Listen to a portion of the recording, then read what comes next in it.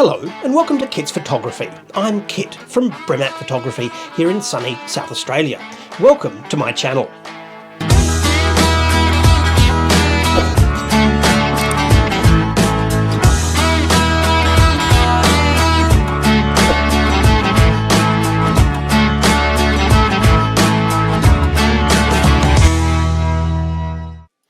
Hello and welcome to the 11th episode. This time I'm not going to be doing my usual out and about sort of shoot. This time I'm doing a review, and it's for a camera which you probably wouldn't see me with normally, and that is the Nikon KeyMission 170. This one here. Now, these cameras are not too bad. You know that I'm a Nikon fanboy, and really Nikon do make really high quality camera gear. And this is pretty much the only video camera that they make. And I mean, the video on this is the main option. So it's pretty much the only one they make like this. Obviously they do make cameras for medical use and things like that that might have video attached to them. But back to this. This little camera here is not actually too bad. It's got a very wide angle lens. It's shockproof to 2 meters and it's waterproof to 10 meters, which is really not bad at all.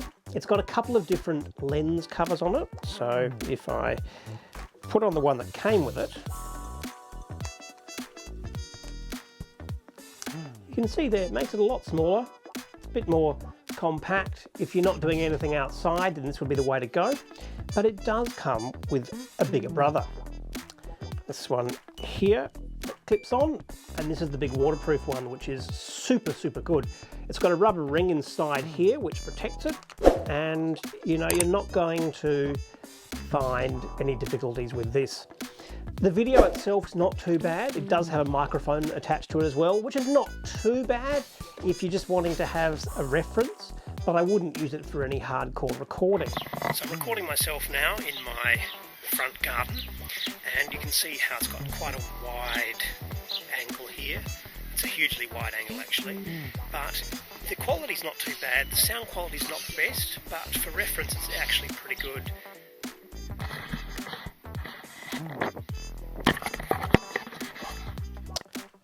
So it's a pretty basic system here. You've got these that just screw off like that, and then another one that just goes back on like that.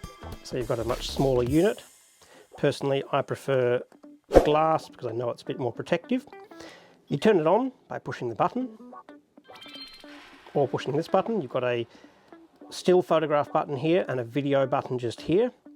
The menu system is run by pushing the OK button, and you've got all these different settings here. You can go into the actual setting menu. You can go into watch a movie. You can change all your settings around, and you can turn it off like that. So it's got a lovely little cover on the outside here where you have to click it twice to get it open. Lovely yellow inside, Nikon yellow. And then it's got a battery. It's got a USB and an HDMI there as well. Do it up. And then it's a lock, done. Beaut little camera, this one. This camera itself really isn't too bad. One of the things which I've really noticed with it is that it's very heavy for what it is, which says to me that it's actually built well. It feels like it's got a titanium casing around it, but I'm not sure that is actually the case. It is well built though. It's shockproof to 2 meters, not that I'm going to try it, and it's waterproof to 10 meters, which is excellent. And when you turn it on, it plays a tune. Not very many Nikon cameras do that anymore. Very Japanese indeed. But overall, really not too bad if you are a sporting person in an action thing, you want to just see what you're doing around. One of the uses that I use cameras like this for is I attach it onto my camera, so then when I'm doing a shoot, people, if they want to see afterwards what I'm actually looking at, they can see directly down my barrel essentially. But overall, it's a really not a bad camera. You can pick one of these up for around the $400 to $500 Australian mark, and really, for what it is, it's very good. I would say this rivals a GoPro really well, and it's a Nikon, so you know that it is decent quality. That's the most important thing. The big thing with any camera like this is whether you actually need it or not. Now, it's not a D850, it's not a professional camera unless you're a sports person, but it's not that same kind of level. You're not going to be taking cinema photographs with it, you're not going to be recording a movie with it. You might be recording some action scenes, all that sort of stuff, but not much more. And there you're more interested in getting the action rather than the shot itself. But overall, I think it's a great camera. I think it definitely rivals a GoPro, and I would say if you're a Nikon person, then this camera is really good. You can use those quite a few different film formats, which is good, and in my experience, it's worked really, really well. Well, thanks for joining me on this 11th episode of Kits Photography. I've got to have a big shout out to Venezuela. I've been looking through my YouTube statistics and the majority of people watching are from there. So thank you very much indeed. My last video has had about 6,000 views as of recording. I'm slightly less, I'm about 10 views under that. But please make sure you like and subscribe. And if you don't like the video, give it a thumbs down, leave a comment so I can improve for next time. Well, that's about it for Kits Photography. I'll see you next time.